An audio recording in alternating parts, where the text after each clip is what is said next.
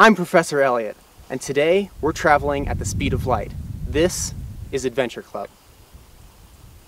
Step outside and we are going nowhere, but it's probably somewhere that I'll stay.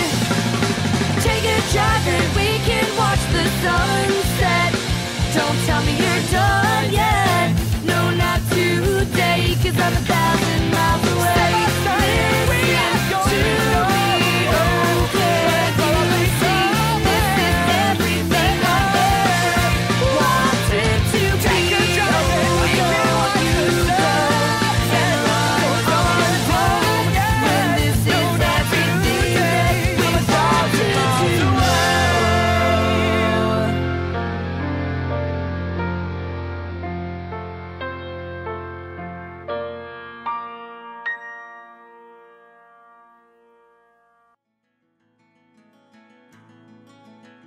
For this episode, we were hiking up to Lookout Mountain, where the speed of light was first measured in 1924.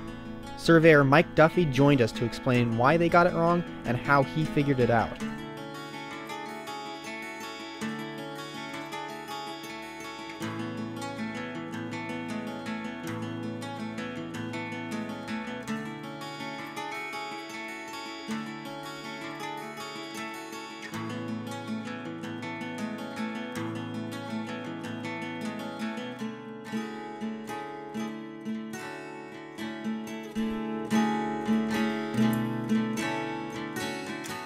How did you come across this peak? Like, what was the process of discovery there? A friend of mine, Steve Spencer, he was reading in the local newspaper that one of the forest rangers around here had retired, and back about 10 years ago he had cut a new trail up to Lookout Mountain, and within that story was embedded all about A.A. Michelson and the speed of light, and how that this point was connected to Mount Wilson and was the baseline for first calculating a very accurate speed of light speed. Michelson was off by a considerable amount, and yet he had done all this work. And as a surveyor, I knew that the National Geodetic Survey had measured the baseline for this experiment, and so I wanted to see how close they were, because my inkling was that the surveyors were responsible for the distance not being accurate enough to calculate the speed of light. And we were going to remeasure this baseline and then actually projected back to where the line was back in 1926 using models for tectonic plate movement.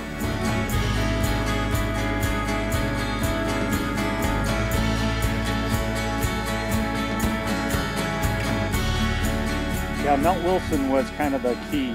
Because it's close to Los Angeles but high enough above the smog line, they decided they were going to build observatories there. Right prior to that, Einstein had come up with his E equals mc squared. Well, this little c is the speed of light, and you need to know what that is for that whole formula to be able to be proven if it's right or not. And part of that was Michelson. His part of it was to try to figure out the speed of light as accurately as he could. He had done experiments and used the 1900-foot baseline, which was not long enough to do what he wanted to do, the accuracy he needed. So he decided, well, let's get a baseline that goes from Mount Wilson all the way over here near Mount Baldy, and they picked this Lookout Mountain. It's going to go 22 miles down and 22 miles back. Now it gives you a 44-mile baseline versus a little 1900-foot baseline that he had. They take the line that goes from Pasadena out here to Upland, and then turn angles up to these points in Lookout Mountain and Mount Wilson. And I know the difficulty of doing that in 1924 when it was happening. And they said they did this measurements and they were like 1 part in a million. And I kind of calculated and said, well, no, that's not, they didn't have the technology. Even though they had this new in-bar tape they were using to measure, I knew that that was probably not true. And that's kind of what got me into this adventure.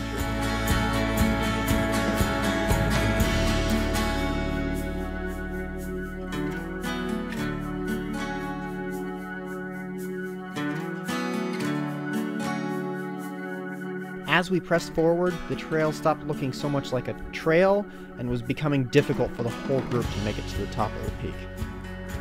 Okay, so at this point, the trail's getting pretty washed out, and there's a lot of rock slides, pretty tight too for all of us to be trekking up there today. So we're gonna end up turning back.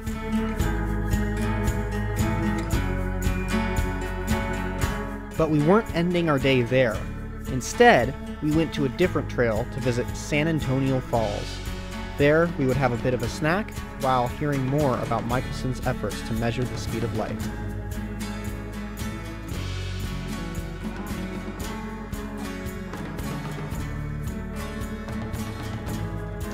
Man, that is terrifying and awesome. So terrifying, I wouldn't do it.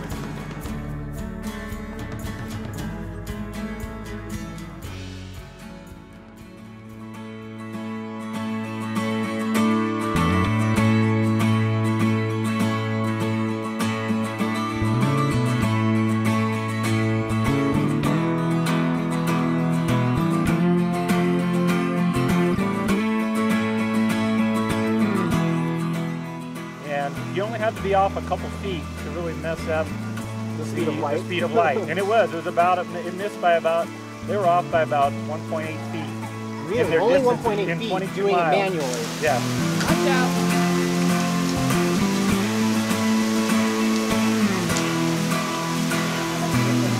The amount that the speed of light was missed was almost identical as to the amount of the distance that is difference of what we measured in 2007 versus what they measured in 1924. Proved my theory that it was probably the surveyors who could not do that accurate of work in that time period. They did probably the best that was humanly possible, but they couldn't do any better. Michelson actually was working back in the 1880s on this with his 19-foot baseline, but it wasn't until all this stuff was happening up at Mount Wilson. You've got Hubble, you've got Einstein, you've got the building of the whole station up there in 1915, and then the scientists are clamoring for a better speed of light value because they knew they can't measure the universe without the speed of light. Right. A little bit of error in the speed of light translates into millions of billions of miles when you're measuring across the entire universe. So you were saying you had a second experiment, a second measurement that you wanted to take. What was that about? Yeah, and I haven't done it. It's been 7 years. But the real way to find out if the baseline, how good it was really measured, was to actually measure. There's 2 points along that baseline. I haven't researched them, but I know they still exist because all these points were monumented with discs in the ground and concrete. Oh. So I knew I would need to GPS those along with my other 2. That'd give me 4, and I could see if the angles were the weak part of the experiment or the distance was the weak part of the experiment. Oh.